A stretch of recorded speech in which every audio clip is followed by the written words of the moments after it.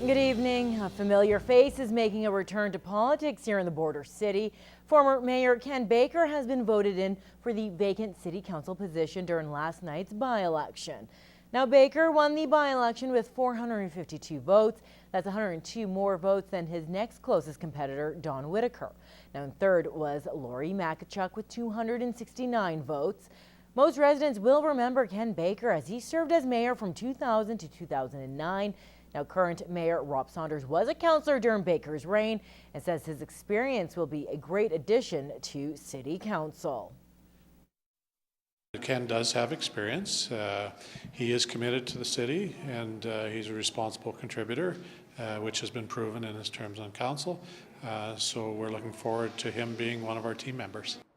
More than 1,400 people voted this week, an increase from the 1,100 that came out during the by-election in October. Saunders attributes the increase to the number of qualified candidates running.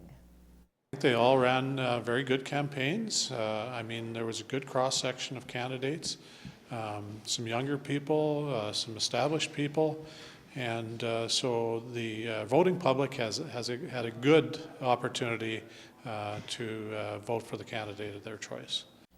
Ken Baker will be officially sworn in during the next council meeting on January 27th. Now, Newcap News was not able to reach Baker today to get his reaction.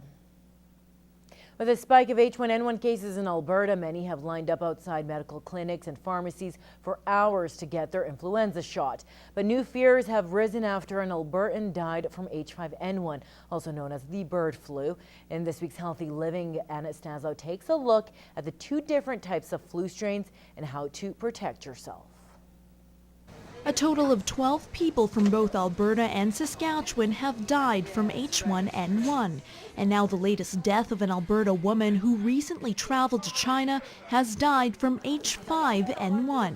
We know that this person spent several weeks there and started to become ill on the flight home. We know that the person then presented to hospital the next day with complaints, as you mentioned, of fever, headache. Was actually sent home initially, did not have a cough, did not have the typical influenza symptoms. Came back back to hospital a couple of days later and became ill very, very quickly and ultimately died. They were symptomatic while they were on the flight, and the symptoms apparently started as fever, malaise, and headache. This is not a classic influenza presentation because there isn't the cough and the respiratory involvement, but it is consistent with a subset of people who have been identified as having H5N1. But health officials assure the public this is an isolated incident and the avian flu cannot be transferred between people. It's very rare to see transmission, and we took extra precautions, and no one is symptomatic.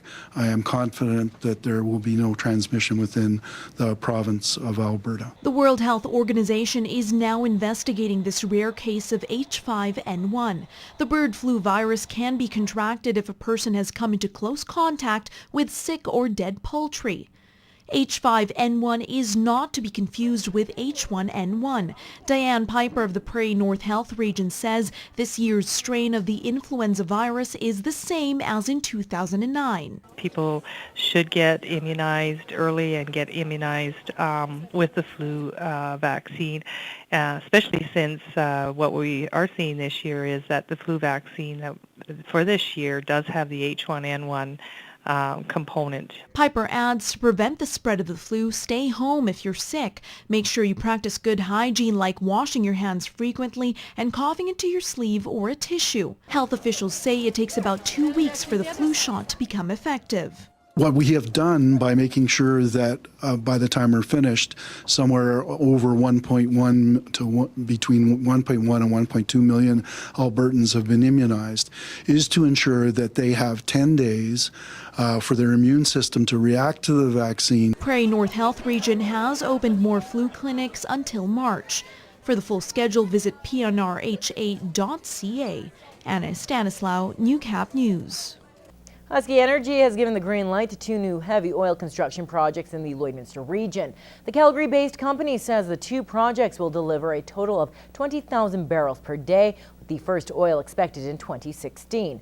Construction of the Edam East project has already started, while work at the Vaughan project is set to begin later this year. Husky Energy says the two projects are part of the company's plan to achieve a target of delivering a total of 55,000 barrels a day by 2016. Well, it was a journey like no other for one Cold Lake soldier.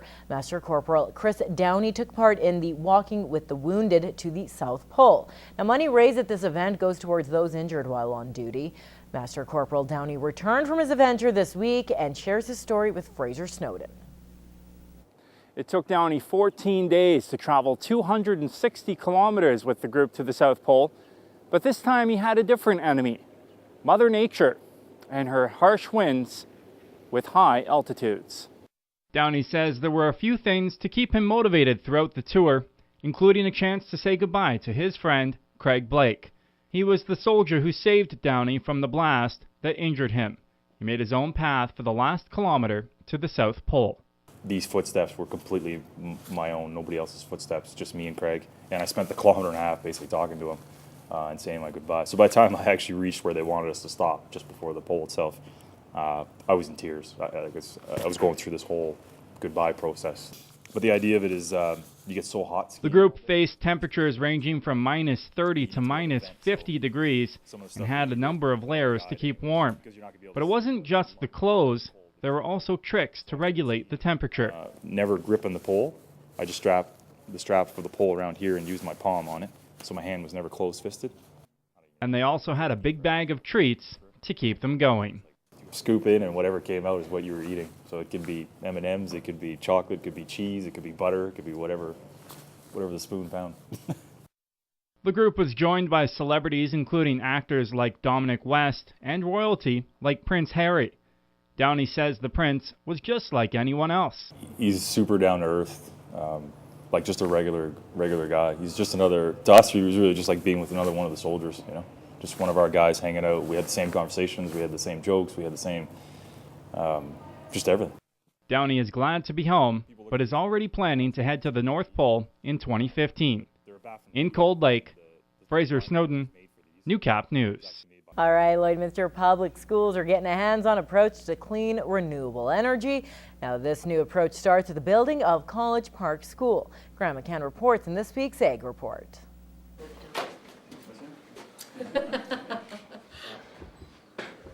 School officials, along with representatives from ADM, were at the Public School Division office this afternoon for the special check presentation. More than $54,000 is going to the school district for solar panels on the College Park School. It's exhilarating, exciting when we look at the school and the whole concept behind the school around these partnerships, as well as making learning exciting for kids. The thing that made it go quickly and really line up again was the alignment between one of our core values, and that is the sustainable energy, and a product that was basically shovel ready, right? So they were ready to move forward with it, and so there didn't have to be a long time period to figure out for both sides if it was going to work.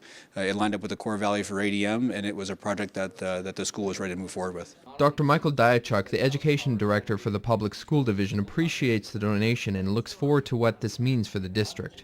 The dollars and cents that are available in the public purse for building new schools is very limited, and these partnerships really allow us to add value to the building and education for students. This particular project is really interesting because of the ties both curricularly, like throughout the science curriculums and also the social studies curriculums. There's a really heavy emphasis on a connection between science, society, and the environment.